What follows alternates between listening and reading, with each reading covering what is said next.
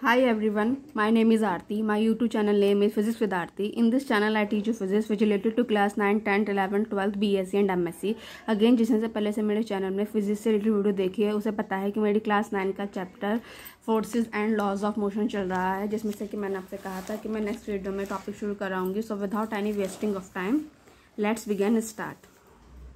Application of Newton's first law of motion. जो application है Newton की फर्स्ट लॉ ऑफ मोशन की क्या है.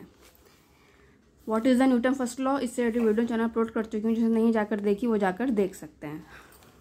फर्स्ट एग्जांपल, ये फिगर, ये डायग्राम इस थ्योरी से समझेंगे. We take a glass tumbler and place a thick square card on its mouth as shown in the figure A. ये हमने ले रखा है ग्लास टम्बलर, ये हमारा थिक कार्ड है, इसमें हमने ये कॉइन रखा हुआ है. ये मैंने यहाँ पे एरो बना के ग्लास टम्बलर दिखा रखा है, ये कार्ड है. A coin is then placed above this card in the middle, जो कि हमें फिगर से शो भी हो रहा है कि वो मिडल में रखा गया है.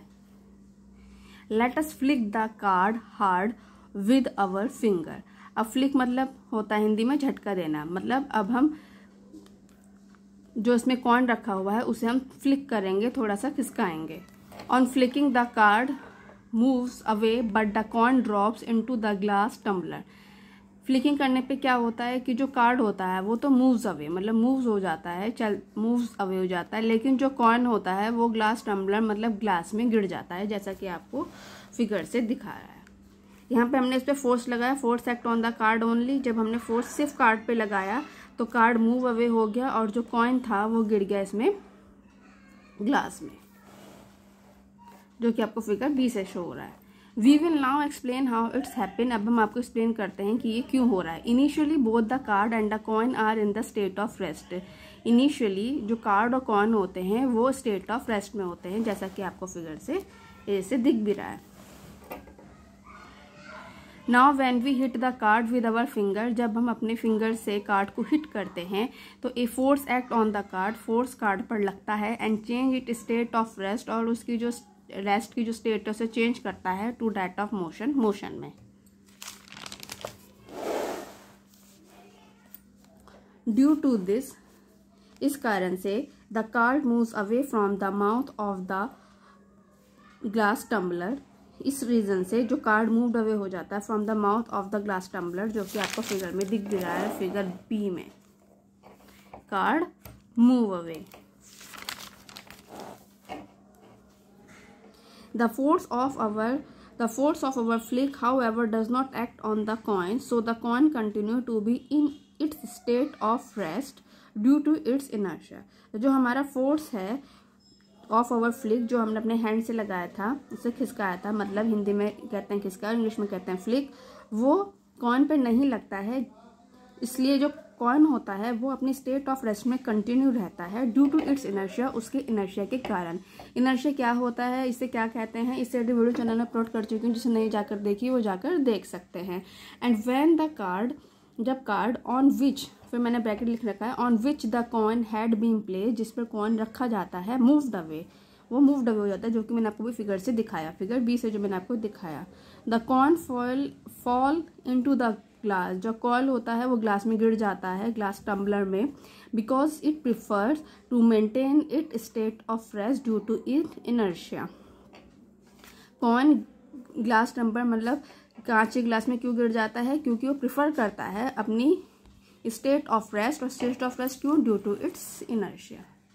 दिस एप्लीकेशन, ये जो एप्लीकेशन मैंने आपको बताई, ये एक्सप्लेन ए बॉडी, ये बताती है explain a body at rest, एक बॉडी रेस्ट में रहती है, will remain at rest, rest में बनी रहती है, अंटिल इट इज कंपेयर्ड, जिसे हिंदी में कहते हैं मजबूर, बाय एन एक्सटर्नल फोर्स, बाह्य बल के द्वारा, to change it state of rest, उसकी स्टेट ऑफ रेस्ट को चेंज करने के लिए. मतलब कोई यदि बॉडी रेस्ट में है तो वह रेस्ट में रहेगी जब तक उस पर बाह्य बल लगा के उसकी स्टेट ऑफ रेस्ट को हम चेंज ना करते.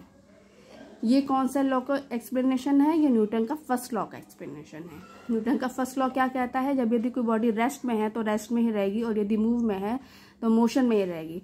तो ये जो एग्जाम्पल है ये हमारा उस वर्ड को डिफाइन करता है जो ये बताता है कि यदि कोई बॉडी रेस्ट में है तो वो रेस्ट में ही रहेगी.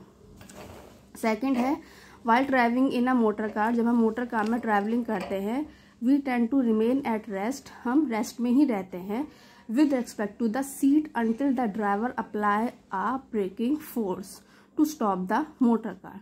मीन्स जब हम मोटर कार में ट्रैवलिंग करते हैं तो हम रेस्ट में ही रहते हैं with respect to the seat, जिसपे बैठते हैं सीट में, अंटिल द ड्राइवर, जब तक कि ड्राइवर उस पर ब्रेकिंग फोर्स ना लगा के मोटर कार को नहीं रोकता। और जब वो ब्रेकिंग फोर्स लगाता है जो पैसेंजर उसमें बैठे होते हैं आर जस्ट फॉरवर्ड, आगे की तरफ खिसक जाते हैं जब वो ब्रेक लगाता है। बिकॉज ऐसा क्यों होता है? ड्यू टू इट्स इनर्शिया, उसके इनर्शिया के कारण the passenger tend to remain in their state of motion, passenger due to inertia के कारण अपनी मोशन में ही बने रहना चाहते हैं। फिर मैंने ब्रैकेट में लिख रखा है which they possessed in a traveling motor car, bracket close, even though the motor car has come to rest, जबकि मोटर कार रेस्ट में आ जाती है। क्यों? क्योंकि ड्राइवर ने उसमें ब्रेकिंग फोर्स लगाया। ठीक, तो a sudden application of brake may thus cause injury, जो ये सडनली ब्रेक लगाया ड्राइवर ने वो उसके कारण क्या हो जाती है? इंजरी हो सकती है। To us by the impact और कॉलिजन, किसके कारण?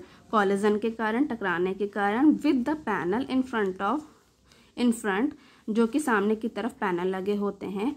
Safety belt are want to prevent such accident, safety belt का हम यूज़ करते हैं कि इस टाइप के एक्सीडेंट से बचने के लिए। Safety belt exert a force on our body, safety belt हमारी बॉडी पर फोर्स लगाती है to make the forward motion slower, आगे के मोशन को स्लोअर करने के लिए। ठीक, ये हुआ हमारा सेकंड एग्जांपल न्यूटन के फर्स्ट लॉ ऑफ मोशन का। Now it is a third example. When a motor car makes a sharp turn, जब भी मोटर कार शार्प टर्न करती है एट हाई स्पीड में, स्पीड हाई होनी चाहिए, we tend to get thrown to one side, हम एक तरफ की तरफ क्या होते हैं? झुक जाते हैं। This can again be explain on the basis of the law of inertia, इसे भी हम एक्सप्लेन कर सकते हैं on the basis of the law of inertia से। We tend to continue in our straight line motion, हम किस में कंटिन्यू रहते हैं? स्ट्रेट लाइन मोशन में। और व्हेन एन अनबैलेंस फोर्स, अब what is the unbalance force, इससे रिलेटेड वीडियो चैनल में अपलोड कर चुकी हूँ, जिसे नहीं जाकर देखिए जाकर देख सकते हैं। When an unbalance force is applied by the engine, के द्वारा लगाया जाता है to change the direction of the motion of the motor car की डायरेक्शन को चेंज करने के लिए we slip to one side, we slip to one side of the seat, हम एक साइड की तरफ खिसक जाते हैं due to the inertia of our body, जो कि हमारी बॉडी का इनर्शिया होता है। ठीक, तो ये मेरा थर्ड पॉइंट हुआ, ये मेरा सेकंड पॉइंट हुआ। ये दोनों ही किसके एग्जांपल हो गए? न्यूटन के फर्स्ट लॉ के लिए, न्यूटन के फर्स्ट लॉ ऑफ मोशन के। ये जो पॉइंट सेकंड और 3 है वो एक्सप्लेन करते हैं कि a body in motion will continue in motion, यदि बॉडी मोशन में है तो वह मोशन में ही रहेगी इन अ स्ट्रेट लाइन में विद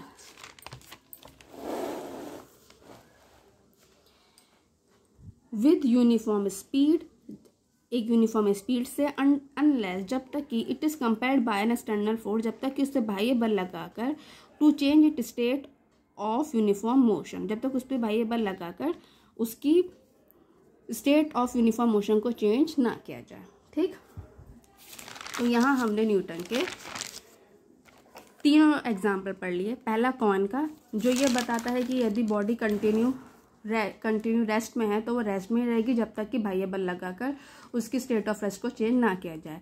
सेकंड और थर्ड एग्जांपल हमारे ये बताते हैं कि बॉडी कंटिन्यू इन मोशन में रहेगी जब तक कि उस पर बाह्य बल लगाकर उसकी यूनिफॉर्म मोशन की स्टेट को चेंज ना किया जाए। तो ये न्यूटन के फर्स्ट लॉ के एप्लीकेशन हुए, मीन्स एग्जाम्पल हुए। नेक्स्ट वीडियो में हम करेंगे application of Newton second law of motion. Again मैंने जितना आप सबको पढ़ा दिया है उससे रिलेटेड कोई भी टॉपिक पूछना हो तो आप कमेंट बॉक्स पे कमेंट कर सकते हैं। मेरी 100% कोशिश रहेगी कि मैं आपके प्रॉब्लम का सॉल्यूशन कर सकूं जो फिजिक्स से रिलेटेड है। 9th के स्टूडेंट सुन ही रहे हैं, इसके अलावा यदि कोई 10th, 11th, 12th BSc MSc के स्टूडेंट को भी फिजिक्स से रिलेटेड कोई टॉपिक पूछना हो तो भी कमेंट बॉक्स से कमेंट कर सकते हैं। मेरी 100% कोशिश रहेगी कि मैं उनकी प्रॉब्लम का सोल्यूशन कर सकूँ जो फिजिक्स से रिलेटेड है। Again please please please subscribe my YouTube channel which name is physics with Aarti, क्योंकि यदि आप मेरे चैनल को सब्सक्राइब करेंगे तो मुझे मोटिवेशन मिलेगा और मैं ऐसी वीडियो चैनल अपलोड करती रहूँगी। Because notes are most important. आप किसी भी चीज़ को कितना भी समझ लीजिए, लास्ट पेपर में आपको नोट्स लिखने होते हैं जिसके बेस पर आपके एग्जाम में डिवीजन बनती है। So for examination purpose notes are most important. So please please please subscribe my YouTube channel which name is physics with Aarti and also share with the friend ताकि उनको भी आपकी तरह नोट्स प्रोवाइड हो सके। ओके स्टूडेंट, नेक्स्ट वीडियो मिलते हैं application of Newton second law of motion. Okay student, bye.